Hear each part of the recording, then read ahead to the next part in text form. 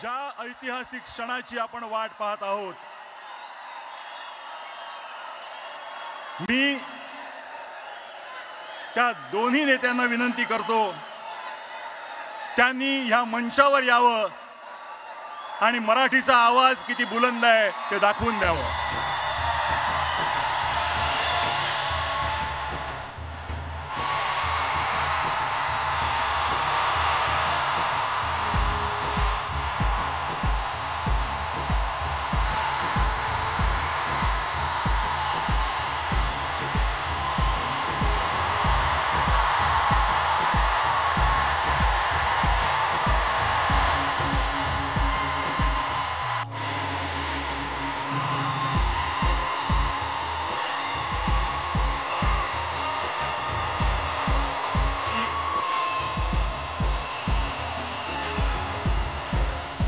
या दोन्ही नेत्यांना विनंती करतो की त्यांनी छत्रपती शिवाजी महाराजांना पुतळ्याला पुष्पहार अर्पण करावा आणि या कार्यक्रमाची औपचारिक सुरुवात करावी.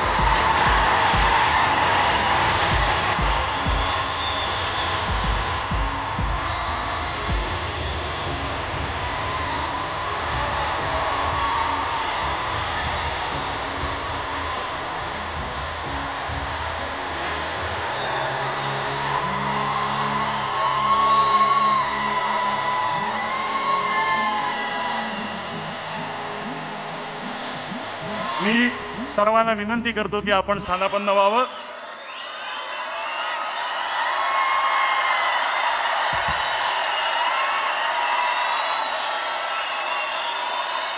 गेल्या काही वर्षात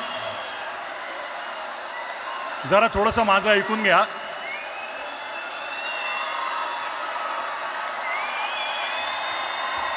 बरं का, तुमच्या मनातले काही शब्द बोलतोय मी.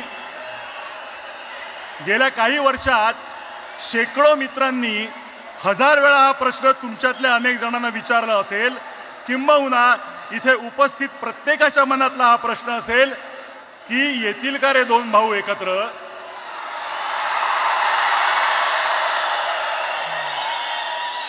कोणी दोघांशी बोलून होईल का हो काही, पण असं दुसऱ्या तिसऱ्याने बोलून ऐकणार असतील तर ते ठाकरे कसले. त्यांना स्वतःला पटलं तरच ते ती गोष्ट करणार, आणि त्यांना पटणार एका मंचावर आणणारं एक निमित्त घडलं. मराठी भाषेवर अन्याय करण्याचा प्रयत्न झाला आणि हे दोन वाघ चवताळून उठले. मराठी अभिजात भाषा होतीच, आहे आणि असेल, पण मागल्या दाराने तिसरी भाषा घुसवून माय मराठी संपवण्याचे डावपेच सुरू झाले, आणि ते उधळून लावण्यासाठी हे दोघे आणि इतर सर्व राजकीय पक्ष जे समोर बसलेत ते आपापसातले मतभेद विसरून सगळे एकत्र उभे ठाकरे, सगळे एकत्र उभे ठाकरे ठाकले. फक्त राजकीय पक्ष नव्हे तर अनेक सामाजिक संघटना, साहित्यिक, कलावंत, पत्रकार, शेतकरी, कामगार आणि मराठी माणूस एक झाला. सर्वांची भावना एक झाली. महाराष्ट्रावर केली सक्ती तर आम्ही दाखवू आमची शक्ती, आणि ही शक्ती दिसताच समस्त मराठी जनांना अन्यायकारक वाटणारा तो शासन निर्णय मागे घेण्यात आला. सर्वांबरोबर तुम्हा दोघांचंही हार्दिक अभिनंदन. मी आता माननीय राजसाहेब, आपण बऱ्याच वेळा हे बोलला आहात की भाषा मारली की संस्कृती संपवता येते, स्वातंत्र्य संपवता येतं. आपली मराठी संस्कृती जपण्यासाठी ती जाणून घेणं गरजेचं आहे. वाचन संस्कृती वाढणं, उत्तम संगीत, नाटक, चित्रपट होणं, मराठी ही व्यवहाराची आणि रोजच्या जगण्याची भाषा होणं असं तुम्ही मानता. परवाच तुम्ही बोलताना म्हणालात की बाकी काहीही चालेल पण मराठीच्या बाबतीत तडजोड नाही. आज ह्या दिवशी तुम्हाला भाषा, मराठी माणूस, महाराष्ट्र याबद्दल काय बोलावं असं वाटतं ते ऐकण्यासाठी आम्ही उत्सुक आहोत. मी विनंती करतो माननीय श्री राजसाहेब ठाकरे यांना की त्यांनी आपलं मनोगत व्यक्त करावं.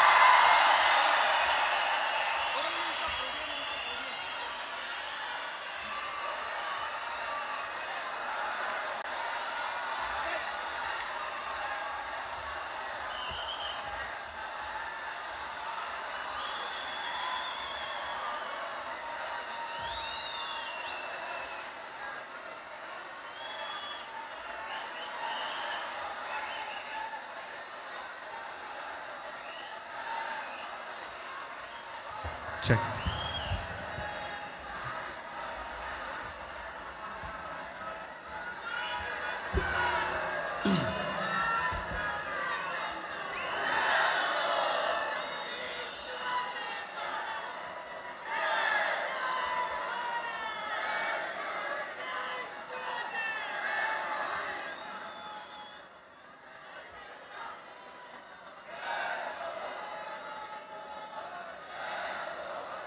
सन्माननीय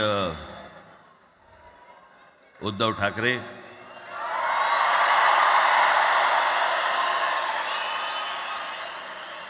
आणि माझ्या जमलेल्या सर्व तमाम मराठी बांधवांनो, भगिनींनो आणि मातांनो,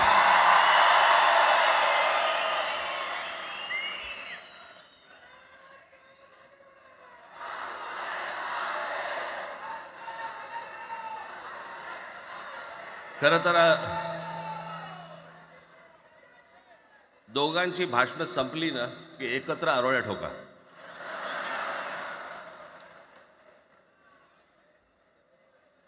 खरं तर आज मोर्चा निघायला पाहिजे होता.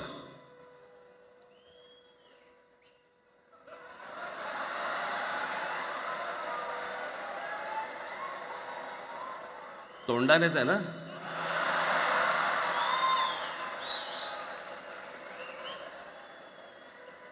बस बस, मोर्चा खरं तर निघायला पाहिजे होता.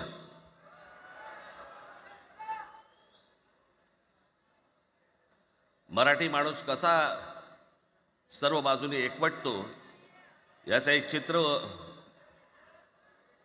मोठ्या प्रमाणावरती उभं राहिलं असतं.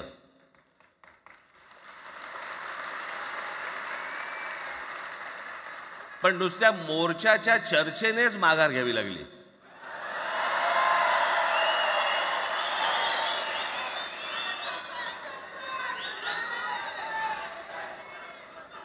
खरं तर आजचाही मेळावा हा खरं तर शिवतीर्थावरती मैदानात व्हायला पाहिजे होता.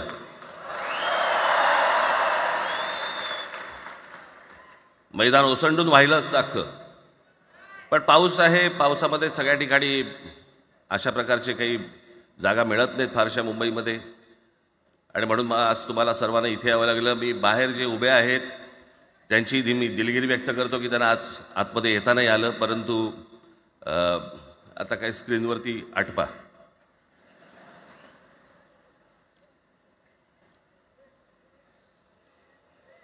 मी माझ्या मुलाखतीमध्ये एक म्हटलं होतं की त्याच्यातनं या सगळ्या गोष्टी खरं तर सुरू झाल्या, आणि मी असं म्हटलं होतं की कोणत्याही वादापेक्षा आणि कुठच्याही भांडणापेक्षा महाराष्ट्र मोठा आहे.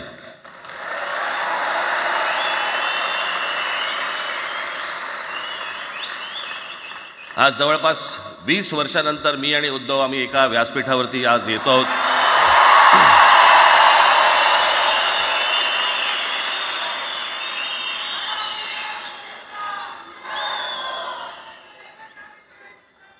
जे माननीय बाळासाहेबांना जमलं नाही, जे अनेकांना जमलं नाही, आम्हाला दोघांना एकत्र आणायचं, ते देवेंद्र फडणवीसला जमलं.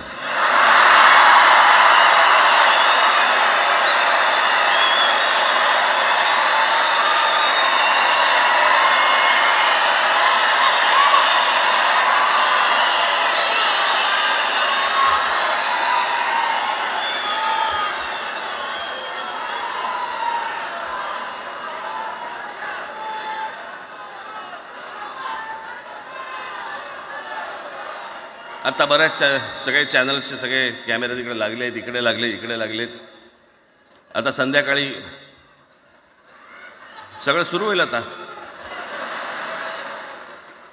काय वाटतं, काय दोघांची बॉडी लँग्वेज कशी होती? कोणी कमी हसलं का, कोणी जास्ती हसलं का, कोणी बोलतायत का? आपल्याकडे मूळ विषय सोडून इतर गोष्टींमध्येच फार रस असतो अनेकांना. खरं तर आजचा हा मेळावा, मोर्चालाही तीच घोषणा होती, आजच्या मेळाव्यालाही तीच घोषणा आहे की कुठचाही झेंडा नाही, मराठी हाच अजेंडा.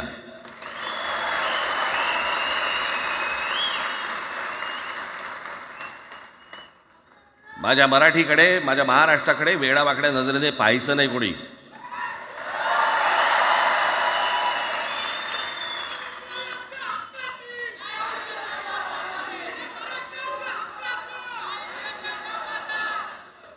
ठरलं ना आपलं सगळ्यात शेवटी द्यायच्या घोषणा. बसा, शांत बसा. खरं तर हा प्रश्नच अनाठाई होता, काही गरजच नव्हती. हे कुठून अचानक हिंदीचं आलं मला काही कळलं नाही. मला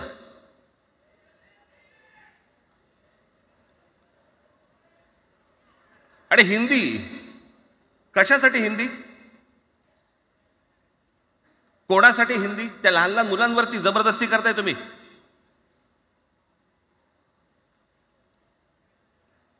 कोणाला विचारायचं नाही, शिक्षण तज्ज्ञांना काही विचारायचं नाही, कोणाला काही विचारायचं नाही. बस आमची सत्ता आहे, आमच्याकडे बहुमत आहे, आम्ही लादणार. तुमच्या हातात सत्ता असेल ती विधान भवनात,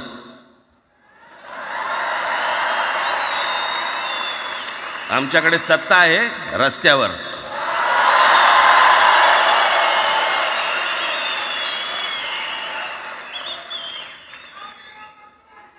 एक पत्र लिहिलं, 2 पत्र लिहिली, नंतर ते दादा भुसे माझ्याकडे आले. मला म्हणाले की आम्ही काय म्हणतो एवढं समजून तर घ्या, एवढं काय म्हणतो एवढं ऐकून तर घ्या. म्हटलं दादा तुम्हाला एक गोष्ट सांगतो, तुम्ही काय सांगता ते ऐकून घेईन पण ऐकणार नाही.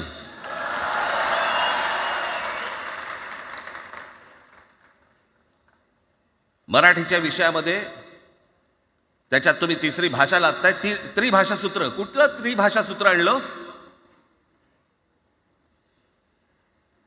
त्रिभाषा सूत्र ज्या वेळेला आलं ते फक्त सेंट्रल गव्हर्नमेंट आणि राज्य सरकार, केंद्र सरकार आणि राज्य सरकार यांच्यामधल्या दुव्यासाठी म्हणून हे त्रिभाषा सूत्र फक्त आणलं. आज कोर्टातही नाही, तुम्ही हायकोर्टात जा, सुप्रीम कोर्टात जा, इंग्रजीमध्ये सगळ्या गोष्टी होतात. कुठे आहे त्रिभाषा सूत्र? मग मला सांगायला लागले म्हणे केंद्रीय शिक्षण धोरणामध्ये, त्या धोरणातही नाही केंद्राच्या शिक्षण धोरणात, इतर कोणत्या राज्यातही नाही.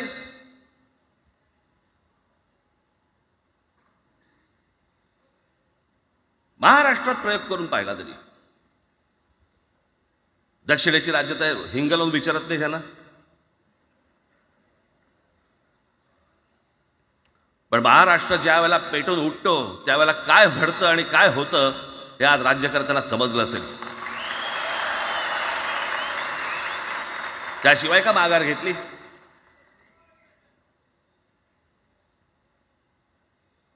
विनाकारण आणलेला विषय होता. मी त्याशी त्या भोसेंना सांगितलं, म्हटलं मला सांगा उत्तर प्रदेश, बिहार, राजस्थान, मध्य प्रदेश कोणती तिसरी भाषा आणणार आहात? खरं तर आणली पाहिजे.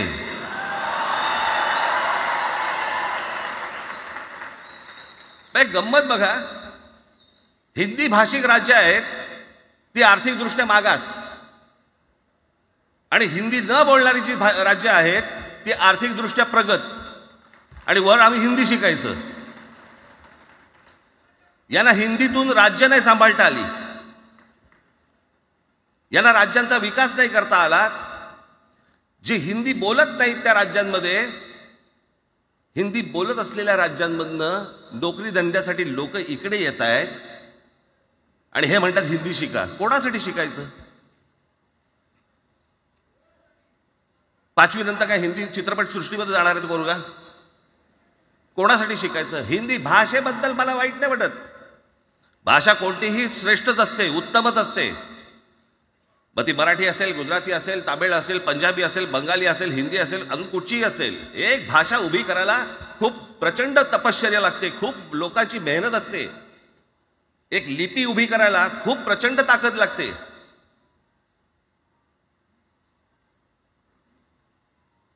अशाच भाषा काय उभ्या राहत नसतात.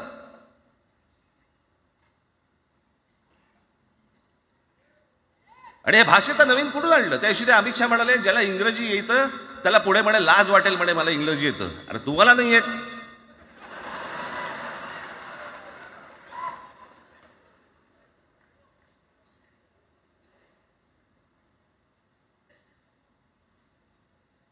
या संपूर्ण हिंद प्रांतावरती 125 वर्ष 1400 वर्ष मराठ्यांनी राज्य केलं. 1400 वर्ष इतक्या राज्यांवरती आम्ही राज्य केलं. तो त्यावेळेला राज्यच नव्हती, पण जे प्रदेश होते त्याच्यावरती राज्य केलं. आम्ही मराठी लादली गुजरातवरती, मध्य प्रदेशवरती, राजस्थानवरती, पंजाबवरती, इतर सगळ्या प्रांतांवरती जिथे जिथे म्हणून अटोकपर्यंत पोहोचले होते मराठा साम्राज्य, आम्ही लादली. अरे हिंदी भाषा आहे, 200 वर्षापूर्वीची भाषा आहे, महाराजांच्या काळात पण नव्हती.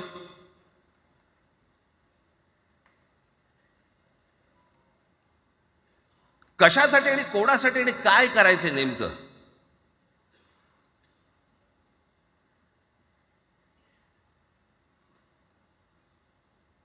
यांनी फक्त चाचपडून पाहिलं, चाचपडून.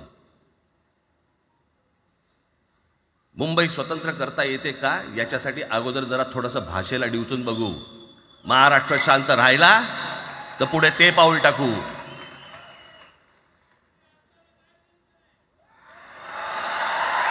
कोणाची माय व्हॅली आहे त्यांनी महाराष्ट्राला हात घालून दाखवावा, मुंबईला हात घालून दाखवावा.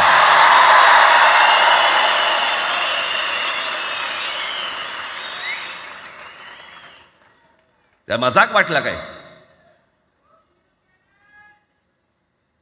आम्ही शांत आहोत याचा अर्थ गांडू नाही आहोत.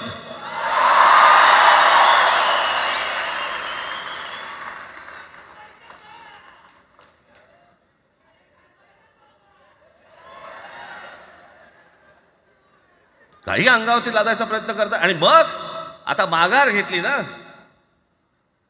मग माघार घेतली त्याचं काय करायचं? मग वेगळ्या ठिकाणी वळवा सगळं प्रकरण. वेगळ्या ठिकाणी म्हणजे कुठे? ठाकरेंची मुलं इंग्रजी मीडियम मध्ये शिकली, बरं मग पुढे? म्हणजे दादा भुसे मराठी मीडियम मध्ये शिकून शिक्षण मंत्री झाले, देवेंद्र फडणवीस इंग्रजी मीडियम मध्ये शिकून मुख्यमंत्री झाले. कुठे काय शिकले याचा काय संबंध?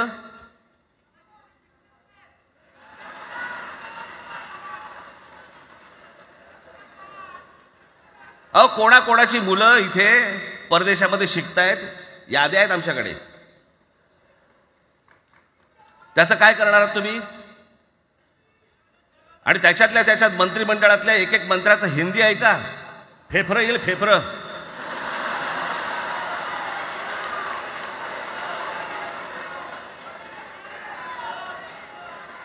हे असले प्रश्न महाराष्ट्रातच विचारले जातात. आता मी तुम्हाला अजून एक गोष्ट सांगतो.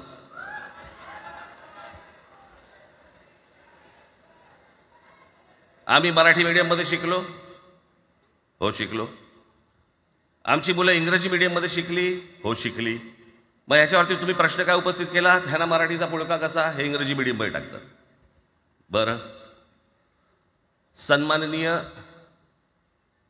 माननीय बाळासाहेब ठाकरे आणि माझे वडील श्रीकांत ठाकरे हे इंग्रजी मीडियम मध्ये शिकलेले आहेत. या दोघांवरती तुम्ही मराठीबद्दल शंका घेऊ शकता का?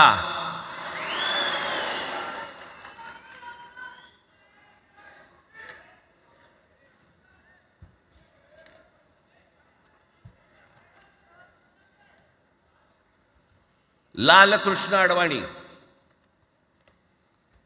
Saint Patrick high school Christian missionary school मध्ये शिकले. हिंदुत्वावर शंका घेऊ का त्यांच्या? कॉन्व्हेंट स्कूल मध्ये शिकलेले आहेत अडवाणी. दक्षिण भारतामध्ये बघा, तमिळच्या प्रश्नावरती, तेलुगूच्या प्रश्नावरती कडवटपणे समोर येऊन उभे राहतात.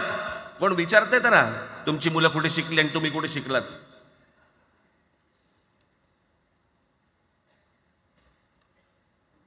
उद्या मी हिब्रू भाषेत शिकीन आणि मराठीपणाचा कडवट अभिमान बाळगीन. काय प्रॉब्लेम आहे?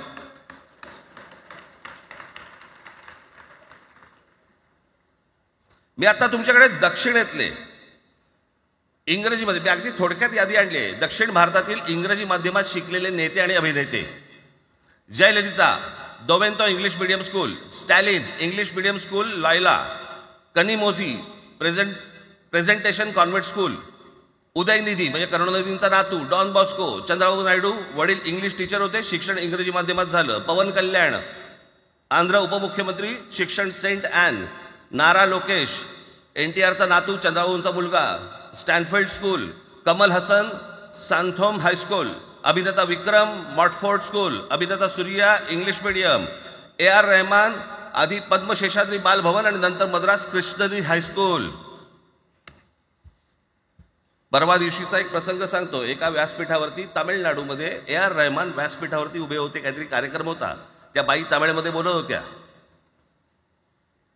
अचानक ती बाई हिंदीत बोलायला लागली. त्याच्यावरती रहमानने तिच्याकडे असं बघितलं, बोलला हिंदी, आणि व्यासपीठावरनं खाली उतरला.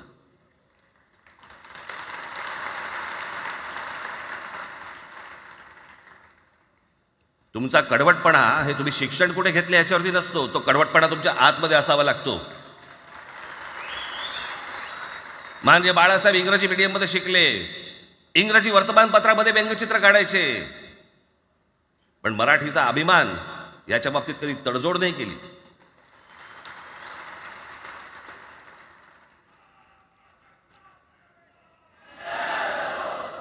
म्हणे एक भाषा म्हणे सगळ्यांनाच बांधून ठेवते. कुठची एक भाषा? आजपर्यंत काय वाकडं झालं? म्हणजे आपल्या संरक्षण खात्यामध्ये घ्या, आपल्या संरक्षण खात्यामध्ये जेवढी रेजिमेंट्स आहेत, मी फक्त तुम्हाला नावं वाचून दाखवतो. मद्रास रेजिमेंट आहे, राजपुताना रायफल्स आहे, राजपूत रेजिमेंट आहे, डोगरा रेजिमेंट आहे, सीख रेजिमेंट आहे, जाट रेजिमेंट आहे, पॅराशूट रेजिमेंट आहे, पंजाब रेजिमेंट आहे, ग्रेनेडियर्स आहेत, सीख लाईट इन्फंट्री आहे, मराठा लाईट इन्फंट्री आहे, गढवाल रायफल्स आहे, कुमाऊ रेजिमेंट आहे, आसाम रेजिमेंट आहे, बिहार रेजिमेंट आहे, महार रेजिमेंट आहे, जम्मू काश्मीर रायफल्स आहे, जम्मू आणि काश्मीर लाईट इन्फंट्री आहे, नागा रेजिमेंट आहे, गोरखा रायफल्स आहे, गोरखा रायफल्स आहे, त्याच्यानंतर तुमचं लडाख स्काउट्स आहे, अरुणाचल स्काउट्स आहे, सिक्कीम स्काउट्स आहे. इतक्या राज्यांच्या आज आपल्या संरक्षण खात्यामध्ये लोक आहेत आणि इतक्या रेजिमेंट्स आहेत. शत्रू दिसला की एकत्र तुटून पडतात ना. भाषेचा प्रश्न येतो कुठे?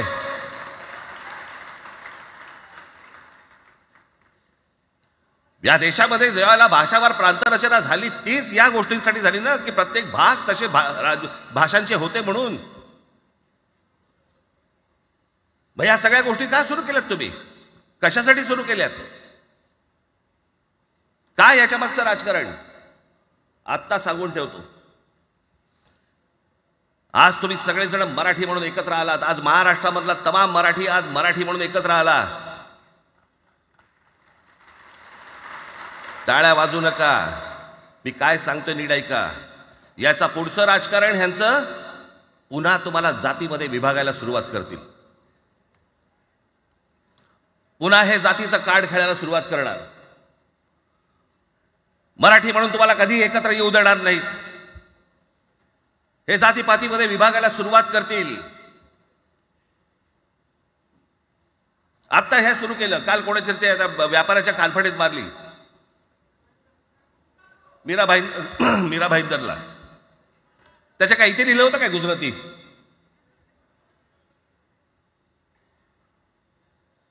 पण एवढंही आपल्याकडे काही जे चॅनलमध्ये, मराठी नाही इतर चॅनलमध्ये, हिंदी आणि याच्यात गुजराती माणसाला मारला. कुठच्या गुजराती माणसाला मारला? बाचाबाचीमध्ये समोरचा गुजराती निघाला, इकडचा मराठी निघाला. त्याच्यामध्ये काय गुजरात्यानं मारलं का? केवढे व्यापारी आहेत. अजून तर काहीच केलेलं नाही.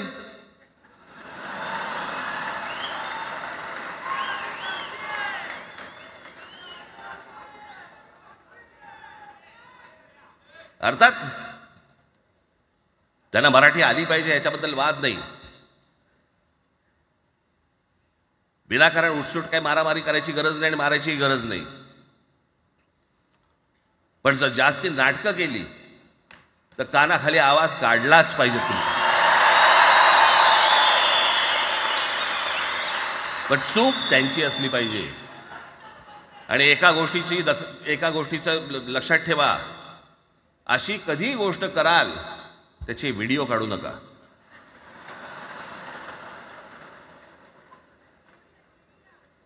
आपल्यामध्येच त्यांना कळलं पाहिजे. कळलं का? मारणारा कधी सांगत नसतो, मार खाणारा सांगत असतो मला मारला म्हणून. त्यांना सांगू देत. पण याचा अर्थ उठसूट कोणालाही उगाच मारायचं काही कारण नाहीये. अनेक लोक आहेत, अनेक गुजराती लोक आहेत, माझ्या अनेक परिचयाचे आहेत. माझे एक मित्र आहेत नयन शहा म्हणून, त्याला मी गुजराठी म्हणतो. तुमचा विश्वास बसणार नाही इतकं अप्रतिम मराठी तर बोलतोच, विनोदाचंही अंग आहे. आणि शिवाजी पार्क मैदानामध्ये फिरताना कानाला हेडफोन लावून पु ल देशपांडे ऐकणारा गुजराती आहे.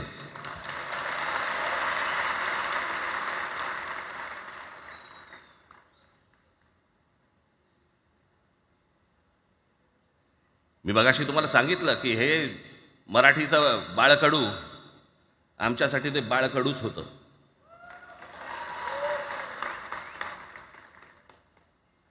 मी मागे एक प्रसंग सांगितला होता, आज मुद्दामून तो प्रसंग सांगतो आपल्याला की हे आमच्या धमन्यांमध्ये आलं कुठून. मी एवढा महाराष्ट्रासाठी मराठीसाठी कडवट का झालो. लहानपणापासूनचे अनेक प्रसंग आहेत माननीय बाळासाहेबांबरोबरचे, पण मी एक प्रसंग कधीही विसरणार नाही. आणि तो 1999 सालचा आहे. त्या 1999 साली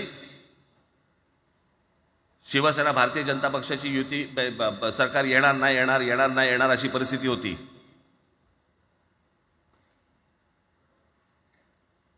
पवार साहेब त्यावेळेला त्यांनी राष्ट्रवादी काँग्रेस पक्ष स्थापन केला होता. वेगवेगळे लढले होते. आणि मग सगळ्या त्या वादामध्ये, शिवसेना भारतीय जनता पक्षाच्या त्या वादामध्ये काहीच होईना. दिवसामागून दिवस चाललेत, परंतु काही होईना. एके दिवशी मी मातोश्रीला खाली बसलो होतो, दुपारची वेळ होती. अचानक 2 गाड्या लागल्या. साधारणपणे 3:30-4 वगैरे वाजले असते.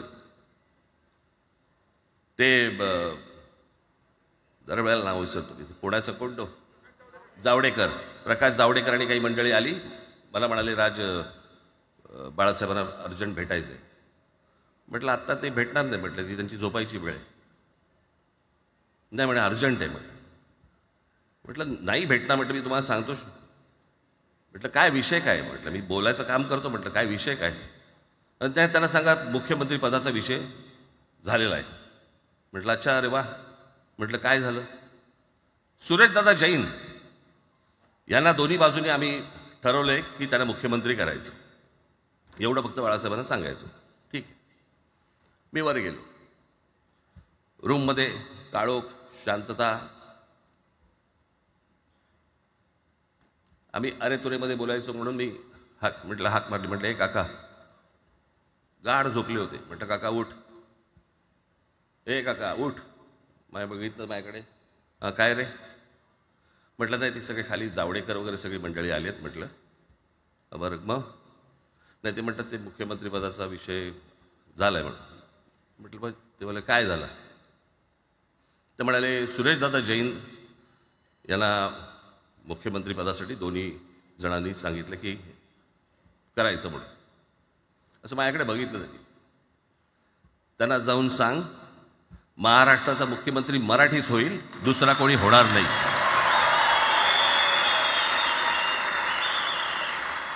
मराठी या एका विषयासाठी मला तिकडे कळलं की या माणसाने सत्तेवर लाथ मारली.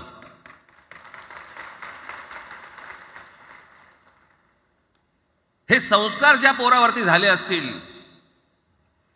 तो मराठीसाठी तडजोड करेल काय. बाकी सगळ्या युत्या आघाड्या सगळ्या कुठच्याही गोष्टी होत राहतील. महाराष्ट्र, मराठी माणूस, मराठी भाषा याच्यावर तडजोड होणार नाही. कोणत्याही परिस्थितीत होणार नाही.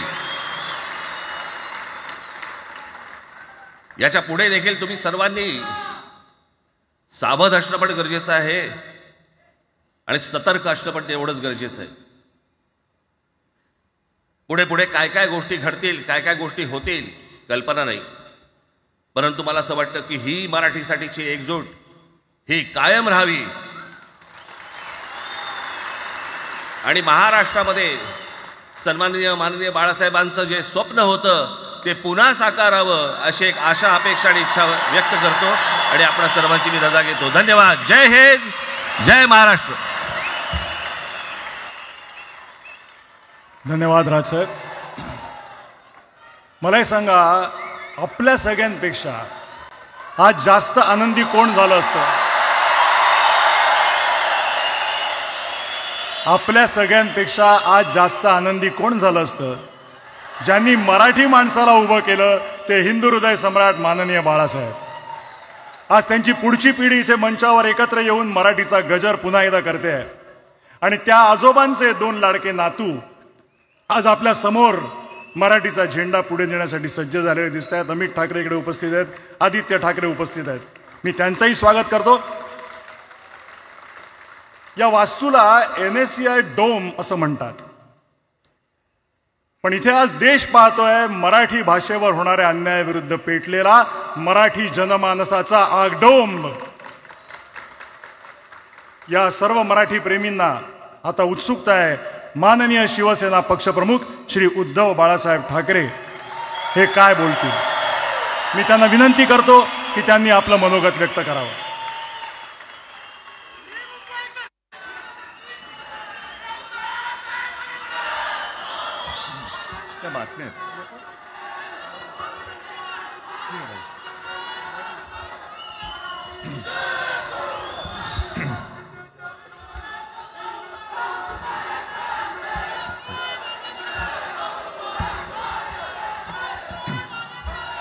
बऱ्याच वर्षानंतर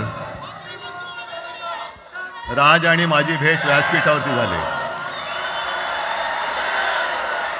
आता पंचायत अशी आहे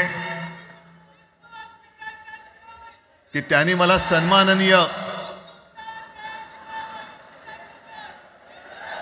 उद्धव ठाकरे असं बोललेलं आहे.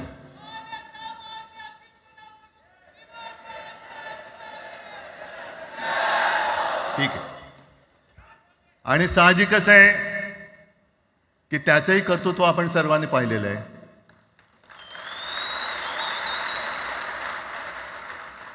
म्हणून माझ्या भाषणाची सुरुवात करताना सन्माननीय राज ठाकरे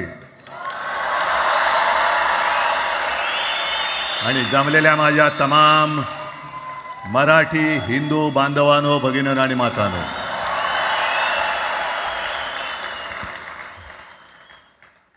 अप्रतिम मांडणी राजनी केलेली आहे. माझ्या भाषणाची काय आवश्यकता आहे असं मला वाटत नाही, कारण आजच्या कार्यक्रमाची घोषणा झाल्यानंतर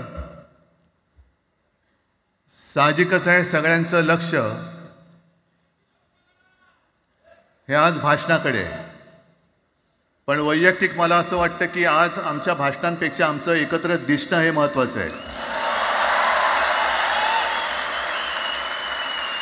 सर्वप्रथम इकडे समोर सगळेजण बसलेत, ज्यांनी ज्यांनी मराठी भाषेसाठी पक्षभेद विसरून एक मराठी माणसाची वज्रमूठ दाखवली, त्या सगळ्यांना धन्यवाद देतोय. दीपक पवार पण त्याच्यात आहेत, सगळेच आहेत, मुणगेकर साहेब आहेत, सुप्रियाताई आहेत, सगळेच आहेत. कोणाकोणाची नाही, महादेवराव बसले. महादेवराव आपल्याला सुद्धा बऱ्याच वर्षांनी पाहिजे. काय वेळेला काय जानकर बी अंजान होते असं होतं. पण एक गोष्ट नक्की की आमच्या दोघांमध्ये जो काही अंतरपाठ होता तो अनाजी पंतांनी दूर केला.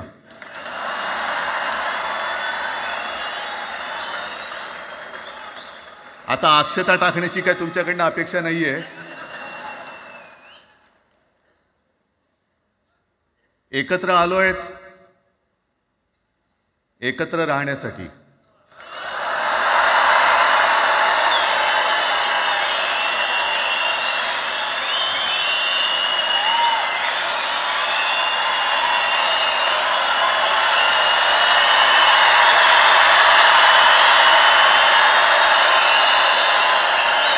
मला कल्पना आहे, आज मला कल्पना आहे की अनेक बुवा महाराज हे बिझी आहेत. कोण लिंब कापतंय, कोण टाचण्या मारतंय, कोण गावी जाऊन अंगारे दुपारे करत असेल, रेडे कापत असतील. त्या सगळ्यांना सांगतो, या सगळ्या भोंदूपणा विरुद्ध माझ्या आजोबांनी लढा दिला होता आणि त्यांचे आम्ही वारसदार म्हणून तुमच्या समोर उभे ठाकलेलो आहोत.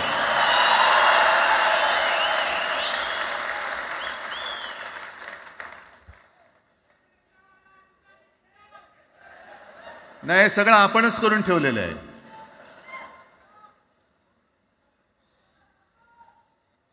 भाषेवरनं जेव्हा एखादा विषय निघतो तेव्हा तो केवळ वरवरचा धरून चालणार नाही. मधल्या काळामध्ये अगदी दोघांनी, म्हणजे मी काय, राजनिक आणि आपण सगळ्यांनी या नतद्रष्टांचा अनुभव घेतलेला आहे. वापरायचं आणि फेकून द्यायचं. आता आम्ही दोघं मिळून तुम्हाला फेकून देणार आहोत.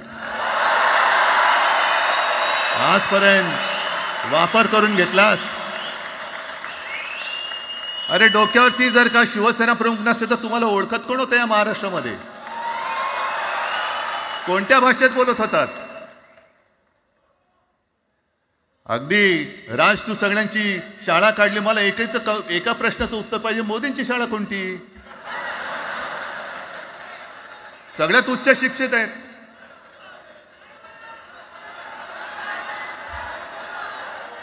पण हे जे काय यांची मध्यंतर मी बोललो ना, भाजप ही अफवांची फॅक्टरी आहे.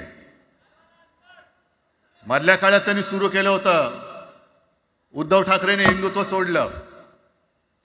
हिंदुत्व ही कोणत्याही भाषेची मक्तेदारी नाही. आम्ही अस्सल मराठी बोलणारे तुमच्याही पेक्षा जास्त कडवट कट्टर देशाभिमानी हिंदू आहोत. तुम्ही काय आम्हाला हिंदुत्व शिकवताय? अरे 92-93 साली जेव्हा जे काय घडलं, देशद्रोही मातले होते, तेव्हा मुंबईतल्या अमराठी लोकांना सुद्धा हिंदू म्हणून माझ्या शिवसैनिकांनी, शिवसेना प्रमुखांच्या शिवसैनिकांनी व मराठी माणसांनी वाचवलेलं आहे. आणि देवेंद्र फडणवीस आज जे बोललेत, बातम्या आले सगळीकडे, मी इकडे बातम्या आणल्या आहेत. भाषेच्या नावाखाली गुंडगिरी सहन केली जाणार नाही. जर महाराष्ट्रामध्ये मराठी माणूस न्याय मागण्यासाठी आंदोलन करत असेल आणि त्याला जर का तुम्ही गुंड म्हणत असाल तर आम्ही गुंड आहोत. आम्ही गुंड. न्याय मागणं म्हणजे गुंडगिरी नाहीये. आणि जर का गुंडगिरी केल्याशिवाय तुमच्या दरबारी न्याय मिळत नसेल तर आम्ही गुंडगिरी करूच.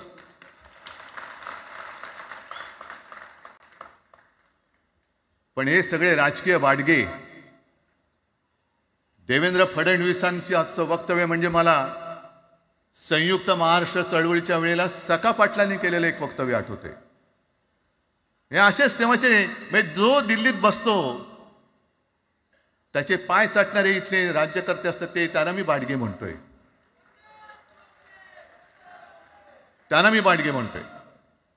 कारण संयुक्त महाराष्ट्र चळवळीमध्ये मुंबई आपल्याला आपण मिळवली. आपण म्हणजे आपण मराठी माणसांनी. तेव्हाही तत्कालीन जे सत्ताधारी होते, हो अगदी काँग्रेस होतीच ना तेव्हा सत्तेवर, मुंबई मराठी माणसाला द्यायला तयार नव्हती. आणि तेव्हा सुद्धा एक मराठी माणूस, म्हणजे आज जे बोलतात ना आम्ही मराठी नाहीत का, अरे तुम्ही नुसतं नावाने मराठी आहात, तुमच्या अंगात मराठी रक्त आहे की नाही आता तपासावं लागेल. आणि सखा पाटील बोलले होते, यावश्चंद्र दिवाकरो, मुंबई महाराष्ट्राला मिळणार नाही.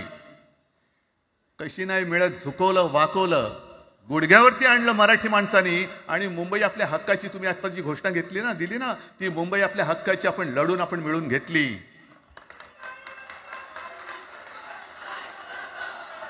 कशासाठी हा सगळा तुम्ही घोळ घालतात? पण याच्या मागे मी जे माझ्या डोक्यात जो एक विचार आहे, पटतं की नाही बघा. हे यांचं सध्या जे काय चालू आहे, म्हणजे आधी आपल्याला सुद्धा वाटलं होतं. कारण तेव्हा काश्मीरमध्ये 370 कलम होतं, ते हटवण्यासाठी शिवसेनेने पाठिंबा दिला. आणि तेव्हा यांनी घोषणा दिली होती, एक निशाण, एक प्रधान, एक विधान. बरोबर आहे, देश एक असला पाहिजे, संविधान एक असलं पाहिजे, निशाण सुद्धा एकच, तो आपला तिरंगा असला पाहिजे. भाजपचं भांडी पुसायचं फडकं असतं कामा नये. ते फडकं म्हणजे आमचा राष्ट्रध्वज नाहीये, पण ते सगळं चाललंय एक एक एक एक. त्याच्यानंतर आता नवीन एक तुमणं काढलं, वन नेशन वन इलेक्शन. म्हणजे हळुवारपणाने हे सगळं काही एक एक एक करत, हिंदी, हिंदू, हिंदुस्तान, हिंदू आणि हिंदुस्तान मान्य आहे, पण हिंदीची सक्ती आम्हाला मान्य नाही. तुम्ही किती कमिट्या करा, हिंदीची सक्ती तुमचे 7 पिढ्या उतरल्या तरी आम्ही लावू देत नाही.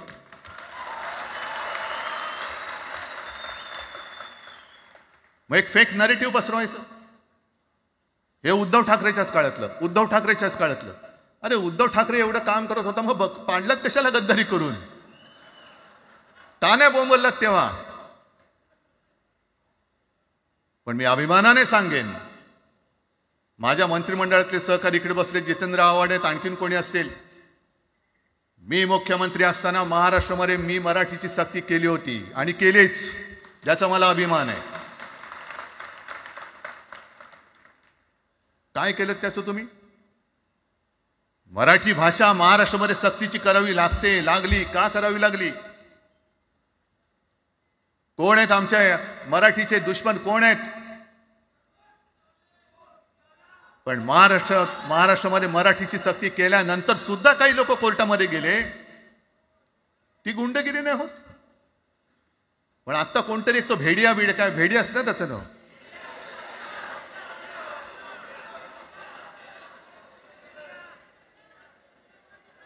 ही यांची सगळी पिलावळ आहे. तोडा फोडा आणि राज्य करा. आपण ज्या काही गोष्टी केल्या होत्या, हे म्हणतात म्हणे शिवसेनेने आजपर्यंत काय केलं. शिवसेना म्हणजे आता राज, मी तुला असं माझ्या सोबतच घेतो, कारण आपण तेव्हा एकत्रच होतो, आता सुद्धा पुढे एकत्र चाललेलो आहोत. त्याच्यामुळे आपलं सगळं तेव्हाच म्हणतोय, आपला एवढ्या वर्षाचा कालखंड. मराठी माणूस म्हणे मुंबई बाहेर नेला. मराठी माणूस आम्ही मुंबई बाहेर नेला असं जर का तुम्हाला वाटत असेल, तर 14 सालानंतर तुम्ही मुंबई आणि महाराष्ट्राचे जे काही लचके तोडलेत, मुंबईतून सगळे उद्योगधंदे, महाराष्ट्रातून उद्योगधंदे सगळे पळवले. आर्थिक केंद्र गेलं, हिरे व्यापार गेला, मोठमोठी ऑफिसेस गेली. आपल्याकडे येणारे उद्योगधंदे जे आपल्या काळात येत होते ते कुठे गेले? मग काय तेवढंच हिंदुस्थान किंवा तेवढंच सगळे हिंदू आहेत? तेवढेच हिंदू आहेत? आम्ही सगळं करत होतो, केलं होतं. पण तुम्ही पहिल्या प्रथम गद्दारी, आमच्यात गद्दारी करवलीत आणि तुम्ही आमचं सरकार पाडलं. ह्याचं कारण तुमचे जे मालक तिकडे बसलेले 2 व्यापारी, त्यांचे बूट चाटण्यासाठी तुम्ही हे सगळं करतात.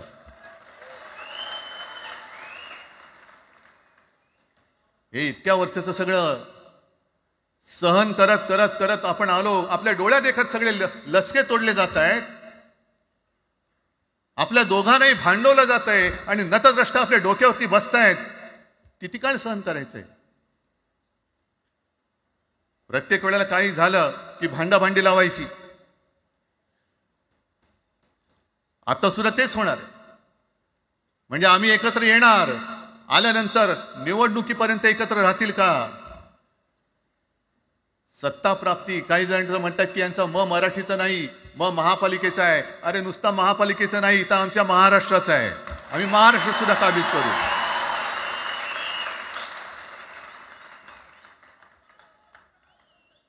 आज तर निवडणुका नाहीयेत. आमची सत्ता, सत्तेवरती जे शिवसेना प्रमुखांनी सांगितलं, अरे सत्ता काय, सत्ता येते आणि सत्ता जाते. पण आपली ताकद ही आपल्या एकजुटीमध्ये असली पाहिजे. दर वेळेला संकट आलं की आपण सगळे मराठी एकवटतो आणि संकट गेलं की आपणच एकमेकांमध्ये भांडायला लागतो. आता नको, हा नतद्रष्टपणा आता करायचा नाहीये, अजिबात करायचं नाहीये.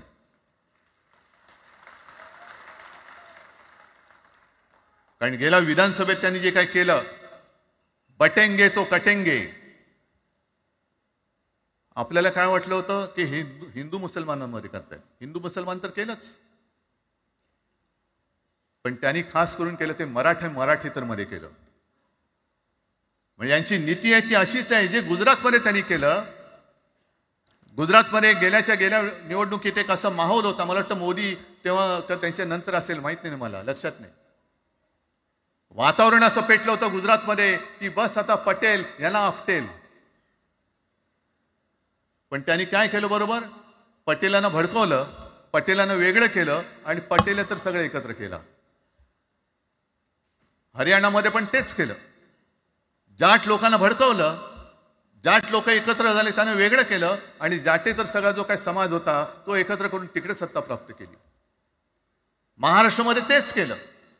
मराठ्यांना उचकवलं आणि मराठी तर सगळा एकत्र केला. बटेंगे तो कटेंगे ही भीती त्यांच्यामध्ये निर्माण केली की बघा ते एकत्र झालेत, तुम्ही जर का फुटलात तर ते तुमच्या डोक्यावर बसतील. झाले एकत्र. मराठी माणूस मराठी माणसाची भांडला आणि दिल्लीचे गुलाम आपल्या डोक्यावरती राज्य करायला लागले. आणि आपण त्यांच्या पालख्या व्हायच्या. नुसते पालख्यांचे भवी होणार की तुम्ही कधीतरी आपल्या माय मराठीला पालखीमध्ये सन्मानाने बसवणार आहात. बस झालं, आता यांची जोखड फेकून दिली पाहिजे. एकमेकांमध्ये भांडून त्यांचे जे काही डाव आहेत ते करत असतात. मी पेपरमध्ये बघितलं, काल बघितलं, आज बघितलं. आमचे पंतप्रधान जगभर फिरतायत. काय तो मोठा पट्टा घातलाय, स्टार ऑफ घाना. कुठे आला घाना देश? इकडे घाण आणि तिकडे घाना, स्टार ऑफ घाना.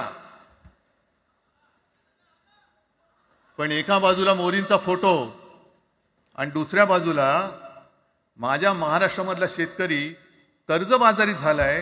त्याला बैल सुद्धा तर पोचत नाही, बैल मिळत नाही, म्हणून त्या नांगराचं जोखड घेऊन तो शेती करतोय. मग एका बाजूला हा शेतकरी, त्याच्या खांद्यावरती गळ्यामध्ये ते नांगराचं जोखड आहे आणि तिकडे आमचे पंतप्रधान स्टार ऑफ घाना. लाज वाटली पाहिजे, लाज, खरोखर लाज वाटली पाहिजे. आणि आजच पेपरमध्ये बातमी आले, 2 बातम्या आल्या की लाडक्या बहिणीचं पोर्टल आता बंद, नव्याने नोंदणी होणार नाही. बसा बोंबलत आता. आणि त्याही पेक्षा सगळ्यात भयानक गोष्ट म्हणजे संपूर्ण देशामध्ये सगळ्यात जास्त कर्जबाजारी शेतकरी कुठे असतील तर ते आपल्या महाराष्ट्रामध्ये आहेत. महाराष्ट्र आता थांबणार नाही, कर्ज काढतच राहणार. आणि ही यांची जी काही खेळी आहे, आपापसात भांडवायचं.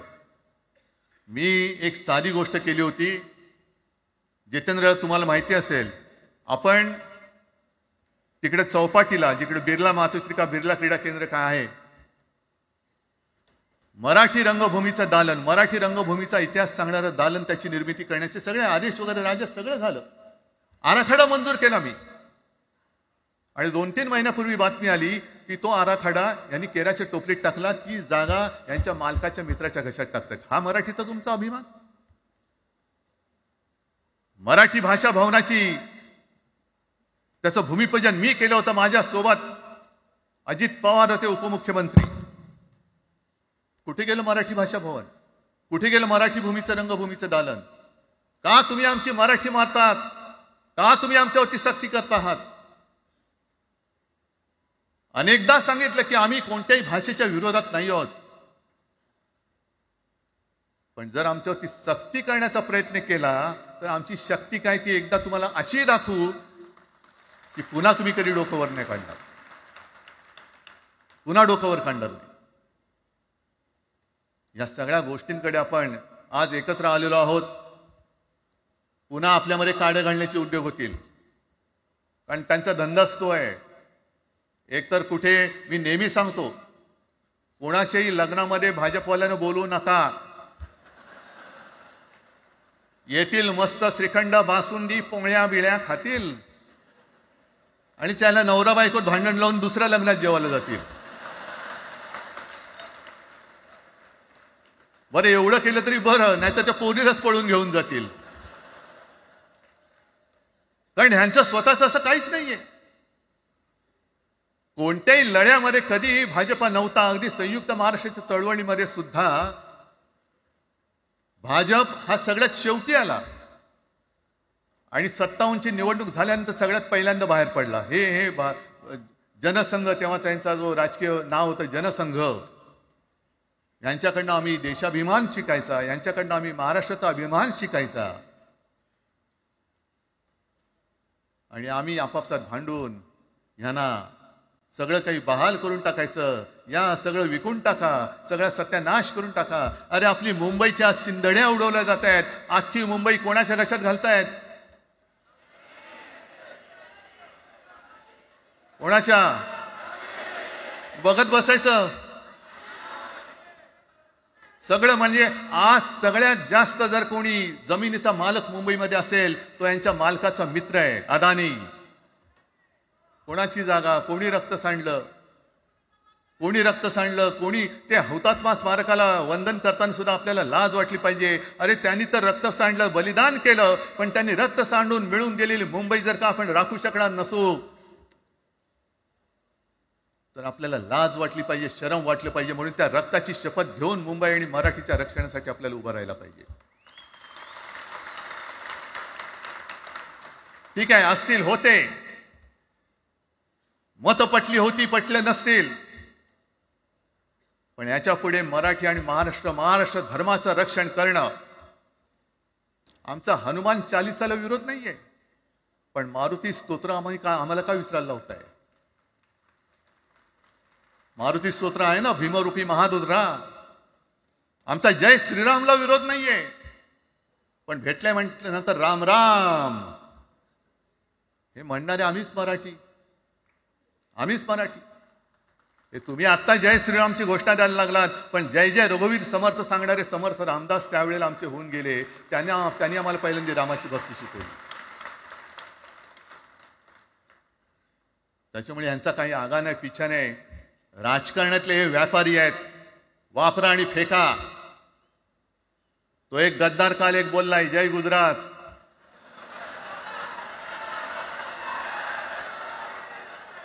किती लाचारी करायची? म्हणजे तो पुष्पा पिक्चर पाहिल्यात तुम्ही सगळ्यांनी, दाढीवरनं हात फिरवून झुकेगा नाही साला. तसे हे गद्दार म्हणतात उठेगा नाही साला, कुछ भी बोलो उठेगाही नाही. अरे कसा उठणार? आहे का तुझ्याकडे उठण्यासारखं? म्हणजे विचार मी म्हणतोय.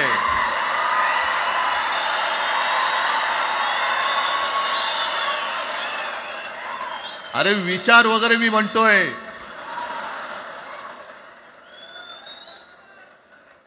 हिंदी भाषेच्या सक्तीला विरोध न करणारा बाळासाहेबांच्या विचाराचा पाईक असू शकेल? आपला मालक आला म्हणून त्याच्यासमोर जय गुजरात म्हणणारा आपल्या बाळासाहेबांच्या विचाराचा पाईक असू शकेल? मग आता जे मला वाटतं कुठल्या एबीपीचं होतं ना, उघडा डोळे बघा नीट. डोळे उघडलेत? पण आता जर का डोळे उघडले नाही तर पुन्हा कधी उघडण्याची वेळ येणार नाही, कायमचे मिटून जातील. आत्ताच डोळे उघडा, आत्ताच जागे व्हा. आणि आत्ता आलेली जाग जर का जाणार असेल तर मग मात्र स्वतःला मराठी आईची मुलं म्हणू नका, अजिबात म्हणू नका.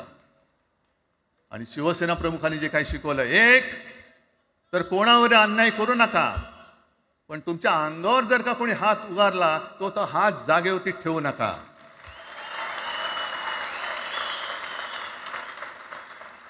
देवेंद्र फडणवीस भाषिक गुंडगिरी सहन करणार नाही तुम्ही म्हणता आहात. मला एक मराठी माणूस असा दाखवा की जो आपल्या देशात इतर राज्यामध्ये जाऊन गुंडगिरी करू शकतो. हिंमत आहे त्याची? एक मराठी माणूस दाखवा. पण तुमचे सगळे चेले चपाटे उठतायत, कोणावरही आरोप करतायत, तमाशे करतायत.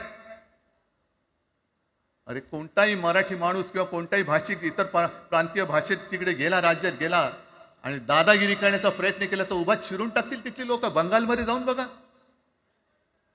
तमिळनाडूमध्ये जाऊन बघा. मग आम्ही आमच्या घरामध्ये आमच्या न्याय हक्काची गोष्ट केली, बरं कोणाशी भांडतो आम्ही? इथे सुद्धा काही अमराठी आले असतील, जसं राजने सांगितलं तसे आपले सगळ्यांचे अमराठी अनेक मित्र आहेत. पण त्यांच्यामध्ये आम्ही गुण्यागोविंदाने नांदतोय. मग हे गुण्यागोविंदाने नांदले, एकत्र राहिले तर आपली पोळी कशी भाजली जाईल. म्हणून तुम्ही आमच्या एकजुटीमध्ये विषाचा खडा टाकतात. हे सगळे तुमचे डाव आता उघड झालेले. तुम्ही वाटेल ते करा.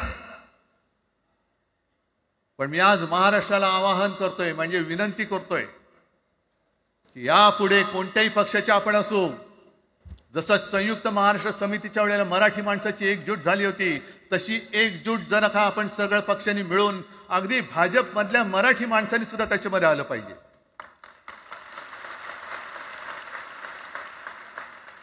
का नाही यायचं?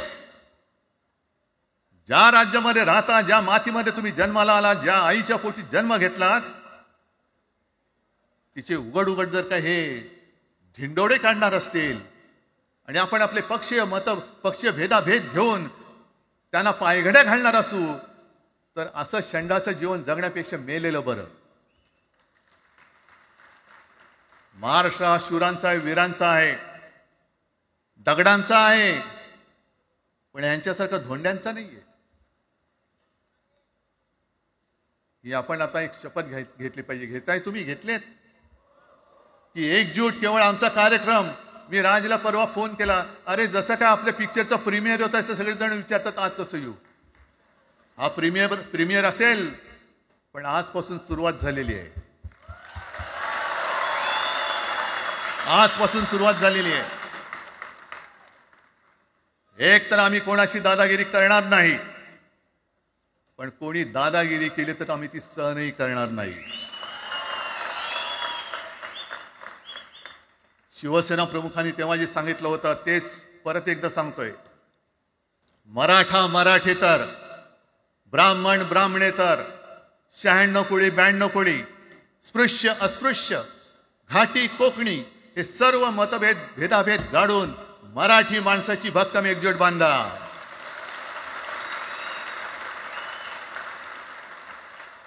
आणि शेवटी एक आवाहन करतो, हे सगळ्या मराठी माणसांना आणि मराठी प्रेमींना आहे, तुटू नका, फुटू नका आणि मराठी ठसा पुसू नका. जय हिंद, जय महाराष्ट्र.